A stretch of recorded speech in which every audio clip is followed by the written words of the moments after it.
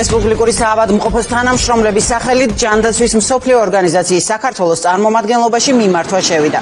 მედიკოსები მსოფლიო ორგანიზაციას თხოვენ გაეცნოს ვითარებას და იმ სამთავრობო გეგმას, რომელიც კლინიკის დემონტაჟსა და რეორგანიზაციას უკავშირდება. თანამშრომლების მოწოდებაა, რომ კლინიკა არ დაიხუროს. ასევე იმედოვნებენ, რომ ჯანმო ჩაერთვება პროცესების შესწავლაში. ექიმები ამბობენ, რომ რესპუბლიკურ საერთაშორისო ორგანიზაციებთან, მათ შორის ჯანმოსთან თანამშრომლობის კარგი პრაქტიკა აქვს, რაც სასურველია გაგრძელდეს. Გაგახსენებთ, რომ ჯანდაცვის სამინისტრო რესპუბლიკურის დემონტაჟს გეგმავს, თანამშრომლებისთვის კი მიცემული ვადა კი ერთი თვით გახანგრძლივდა. მათ 5 მარტამდე უნდა აირჩიონ, დაწერენ განცხადებას და აიღებენ თუ არა კომპენსაციას. თანამშრომლები რეორგანიზაციას სასამართლოში ასაჩივრებენ.